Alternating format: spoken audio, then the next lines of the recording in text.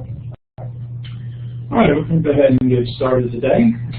Don't forget that the next essay on Alexander Campbell's series, A Restoration of the Ancient Order of Things, is due this Friday.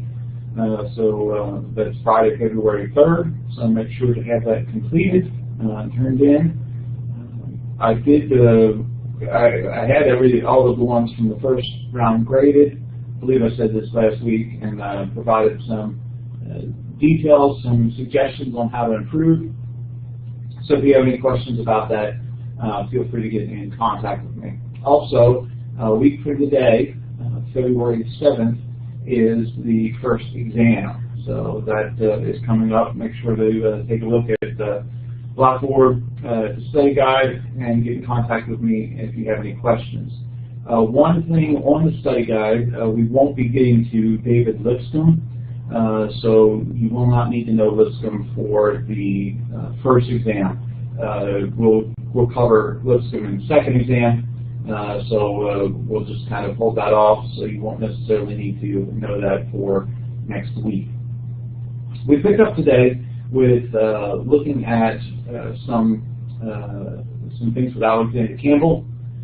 Last Thursday, we had traced the experience of Thomas Campbell as he had come to the United States, run into some difficulties with the presbytery in western Pennsylvania, eventually suspended, eventually breaks with the Presbyterian Church, and gradually moved more towards a call for Christian unity. We were in the beginning, though we backtracked some to take up the story of Alexander Campbell and talked about some of the influences in his early life, particularly from John Locke and Scottish common sense.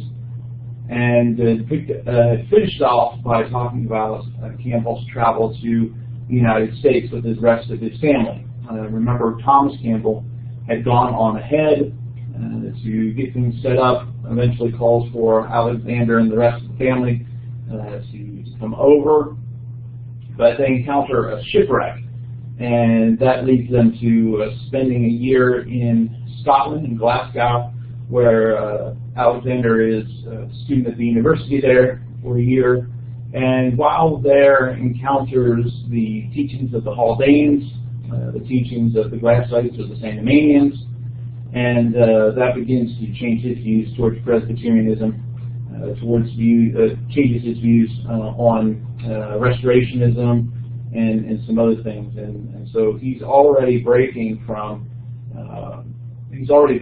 Presbyterianism when he begins to travel to America. And so as they travel over in the year 1809,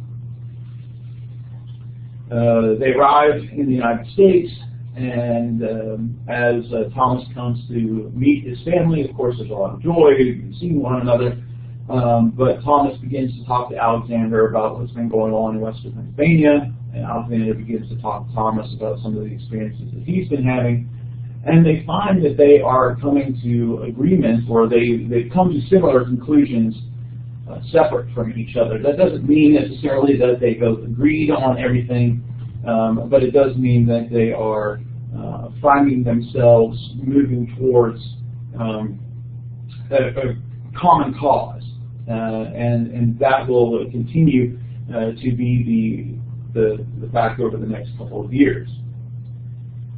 Now, we mentioned that one of the goals of Thomas Campbell was to bring about unity, and one of the ways he participated in this was through the development of the Christian Association of Washington, Pennsylvania. And we talked about how one of the goals of the Christian Association was to send people out to preach, particularly preach Reformation, but not as a new church. And so one of the things that Alexander picks up as he gets to the United States is preaching for the Christian Association, but eventually, of course, the Christian Association is transformed into the Brush Run Church, And so he will eventually preach for them as well. He will get married around the same time, and particularly into a particularly wealthy family. And so his first marriage is one that brings him quite a bit of status. And we made the comparison, or the contrast, I should say, to Barton Stone, how Barton Stone starts off fairly well off and gradually decreases in economic status, where Campbell goes the other way. And that's largely due to his first marriage and then some things after that. So he starts preaching, he gets married, and they continue to preach. Both the Campbells are particularly interested in the idea of Reformation at this point. And there's some talk of restoration, but most of it is Reformation. And gradually, Campbell, Alexander Campbell, and the rest of the family will move from Pennsylvania into Virginia, what essentially now is today West Virginia, but at the time West Virginia didn't exist. So they move to West Virginia. Alexander goes because his father-in-law gives them a farm, for their home.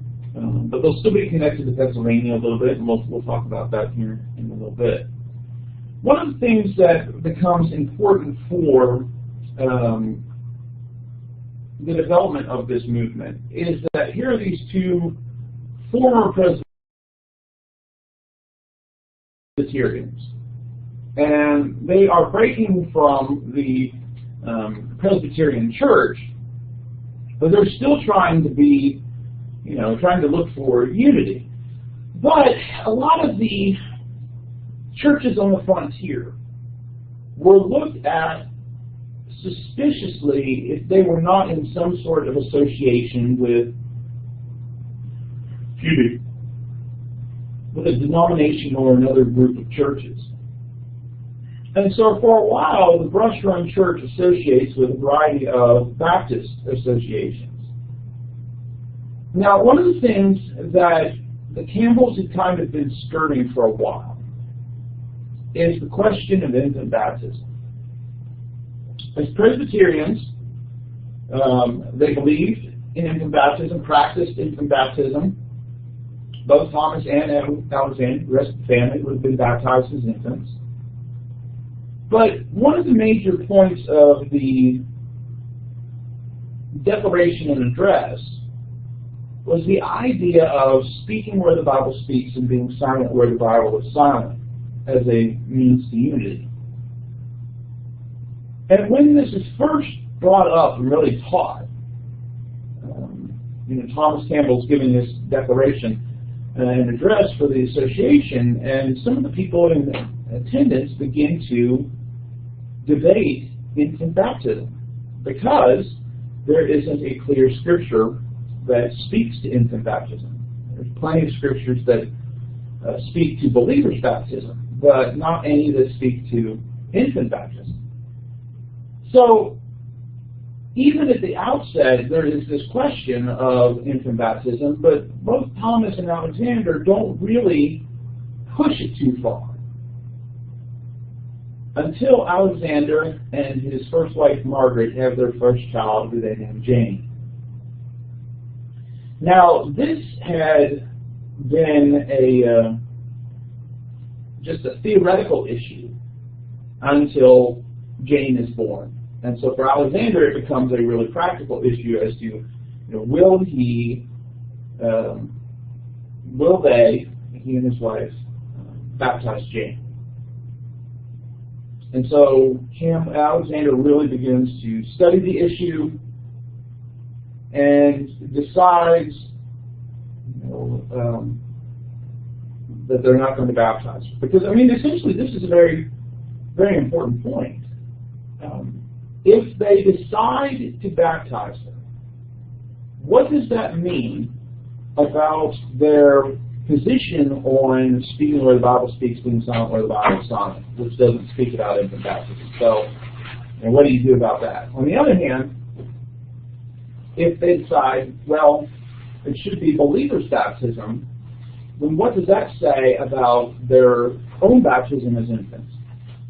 And so it becomes a really important issue for both Thomas and Alexander based on this question of what are they going to do about their daughter. So ultimately Alexander decides, based on his own study of Scripture, that it's believers' baptism that is depicted in Scripture. And it's believers' baptism that is what God wanted. So he and then later the rest of his family, his wife, and then his father and mother are baptized, immersed as adults. Now, they weren't entirely sure how to go about this and how it should be done. So they contact a local Baptist preacher. And, normal Baptist practice was to require a conversion experience, a testimony of faith, some things like that.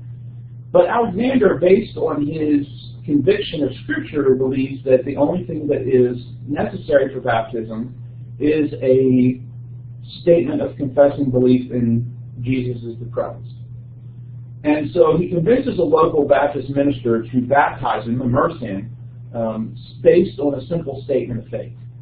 And so the Baptist minister is willing to do that, and so that's how that goes about. But still, even though there's a difference here between where the Campbells are going and the Baptists, they find themselves in a position where the Baptists are the closest at this point to what they think is direction they want to go, particularly when it comes to this issue of believers' immersion.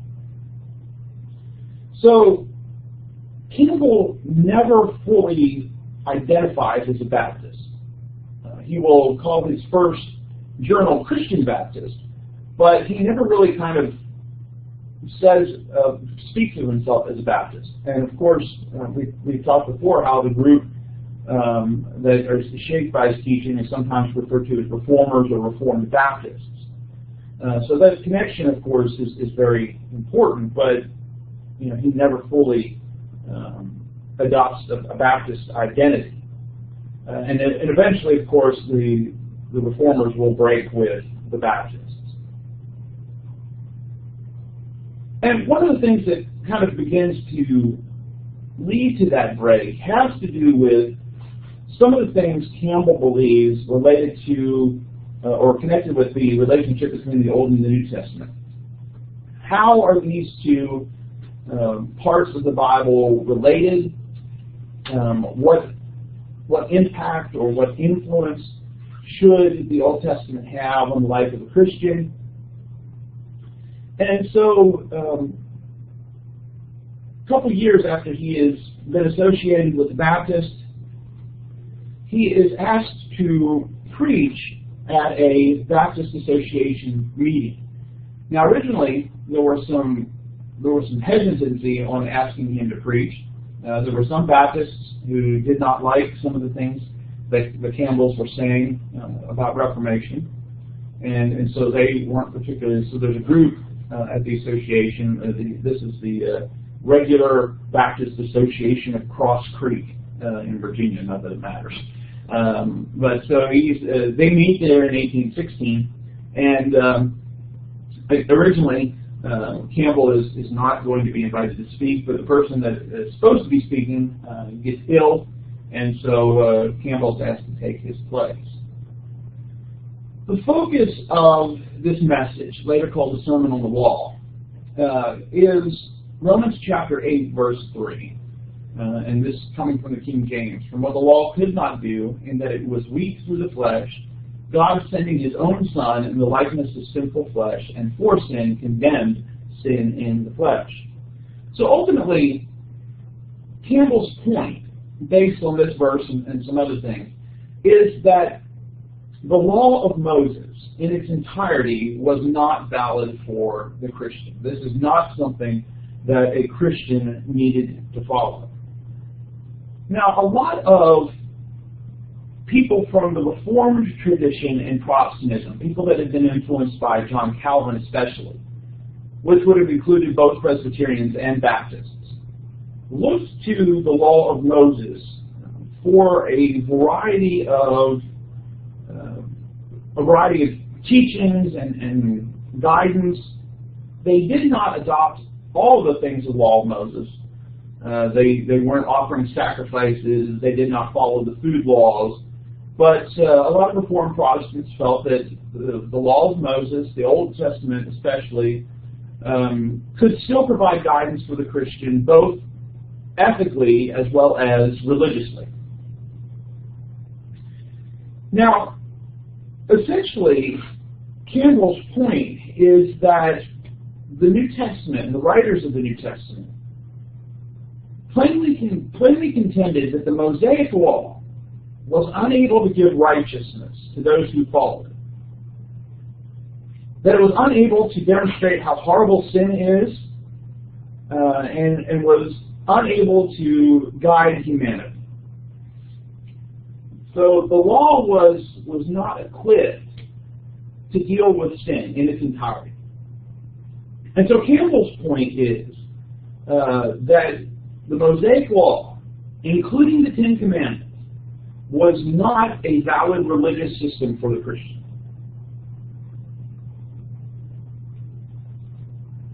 And so, Campbell was really concerned that the Christians did not need the law of Moses as a rule of life.